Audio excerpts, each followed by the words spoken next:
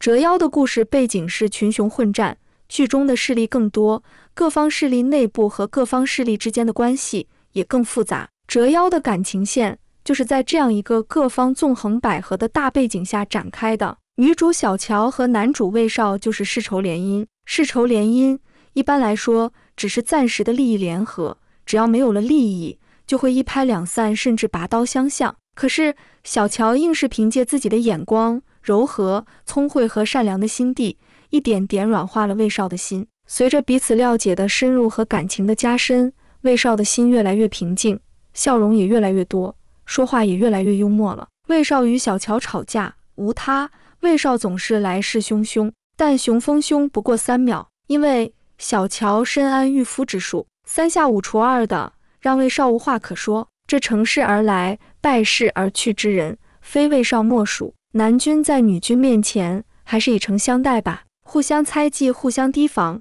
这有意思吗？这不，两人刚刚吵完架，魏少掐着小乔的脖子，咬牙切齿地说着：“你们乔家人上上下下都是背信弃义之人，这怪不得男主的祖父、父亲、哥哥都死在乔家人的手里。当然，他娶小乔回来也是顶着莫大压力。这种联姻对双方都好，然而也有很多人见不得魏少能够占尽好处的，尤其郑叔就非要横插一脚进来。魏少的匣子虽然没放军是机密，但对他来说，这些旧物都是至亲留给他的宝贝，居然被人划了刀痕，确实无法接受。小乔也不愿意让人误会自己，他噔噔噔跑到魏少面前，小嘴叨逼叨叨逼叨的力证清白。这下魏少才真正意识到自己冤枉了小乔，还能怎样？哄回去呗。夫妻可以吵架，但不能有隔夜仇。在魏少与小乔这里，还真是具象化了。这边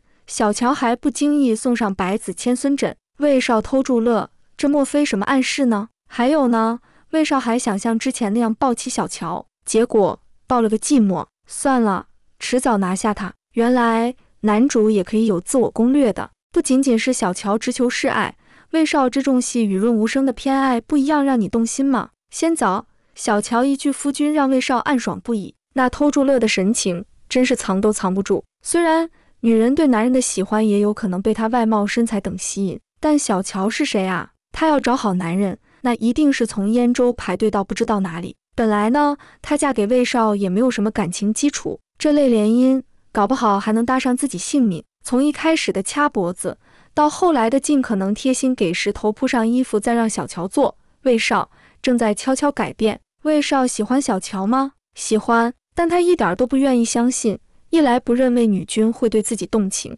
二来他对这些男欢女爱也不甚了解，你碰他身体一下都能炸毛的，哪明白女儿家的心思。小乔和他说羞渠，和他越挨越近不舒服，这边小乔悄悄挪开，那边魏少一把搂过来就说都看不清了，心思根本没有想到别的，倒是把小乔弄得羞红了脸。这还不够，那边小乔让他说接下来的行程将会遇到谁，还有什么困难，魏少就拿着鱼屠刀逼刀的说着，再次证明一个道理，搞事业的男人真的帅爆了。魏少忍不住说道：你看我干嘛？看鱼屠啊。小乔星星眼望着魏少，鱼屠起伏，不如南君眉目沟壑，山川风韵，不及南君神采飞扬。这样的直球老公，真是恨你像块木头。然而当小乔一有危险怎么办？魏少都中了毒箭，都拼命把老婆救下才敢晕过去。唉，细节都是爱啊。当然了，魏少一开始的严肃、暴躁、多疑和夜晚恐怖，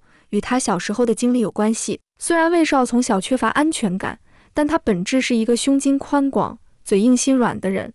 他和小乔一样，都是心里装着百姓的人。随着自己的心越来越软，魏少的境界也越来越宽广。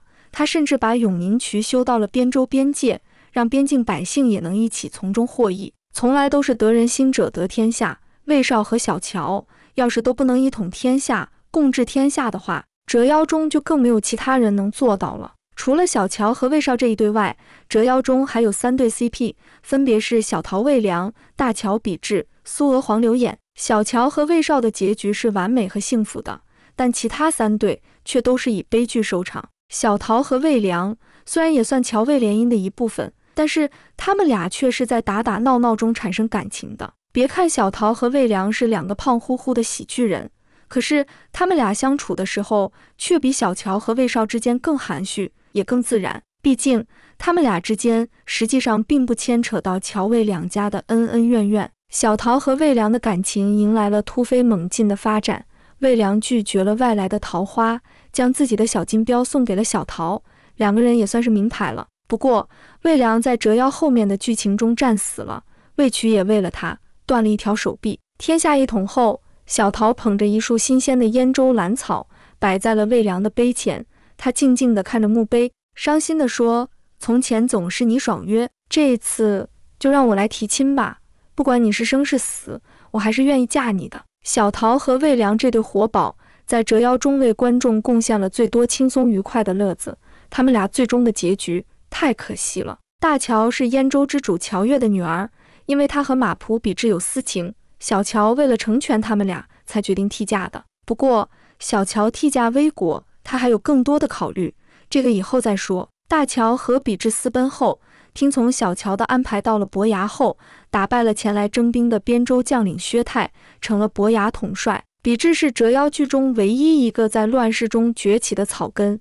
要是魏少也是一个残暴无比的枭雄的话，比智如果有高人辅佐，最后一统天下的最有可能是他。大乔与比智在灵璧安家落户，却遇到了一队人马来抓壮丁，比智看不过去，出手将士兵打跑，把那些被抓的村民救下。自此之后，灵璧以及其周围的年轻人都投靠了比智。这一世，与大乔修成正果的比智依然被命运推动，当上了将军。比智勇猛无畏，势头很猛，成为了改变乔家被魏家清算命运的依仗。小乔一边用美色和情爱对魏少进行了一场高端的训狗文学，将魏少拿捏得死死的，一边为乔家谋出路，让乔家强大起来，不再人人鱼肉。在最合适的契机之下，比智投诚魏少，成为了魏少和小乔扩张版图之下最有力的一张王牌。到了魏少称帝，小乔登上后位之时，大乔已经与比智生儿育女。燕州内部也不是铁板一块，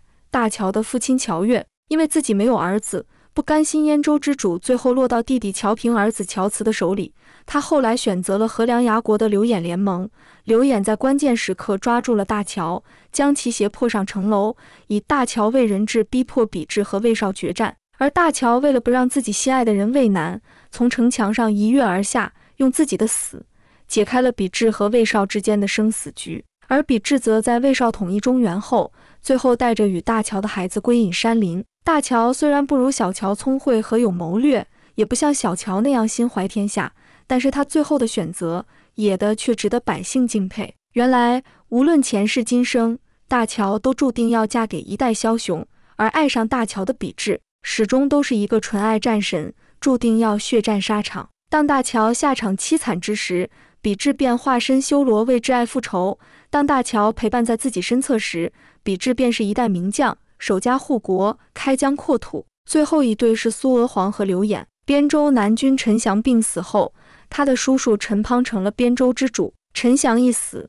陈滂就四处捉拿苏娥皇，要把他囚禁在狱楼里孤独到死。陈滂要把苏娥皇囚禁在边州，目的还是为了借苏娥皇牡丹命格的事。可是他哪里知道，苏娥皇额头的牡丹花钿是他自己画上去的，为的就是为自己造势。遇到刘演后主动示好，为了寻求这座靠山，声称自己愿意嫁给他。后来走投无路的苏娥皇到了梁牙国，和刘演走到了一起。刘演也愿意庇护苏娥皇，即便对方不要嫁妆，他还是按照正妻礼仪的规格亲自列了投奢利，并将名下2块封的给苏娥皇。然而后来苏娥皇因为搞事情被魏少削掉鼻子，不得不戴上面具。尽管如此，刘演依旧不离不弃，还说此生只爱他一个人。刘演表面看着正常，实际上已经疯了。身为梁牙国世子，他将来本就是继承皇位的不二人选，却偏偏要弑父夺位。朝中臣子在旁劝谏，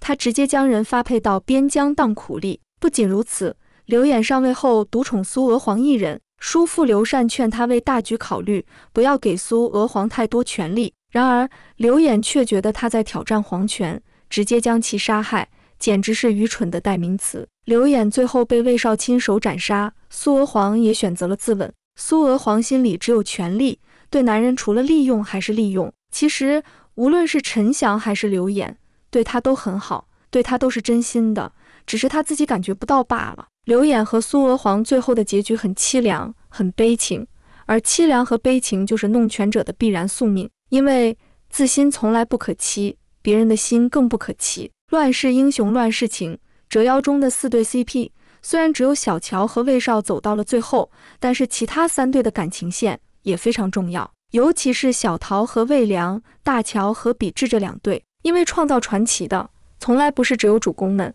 普通人乱世中的散发的爱情力量和挑战命运的力量才更感动人心。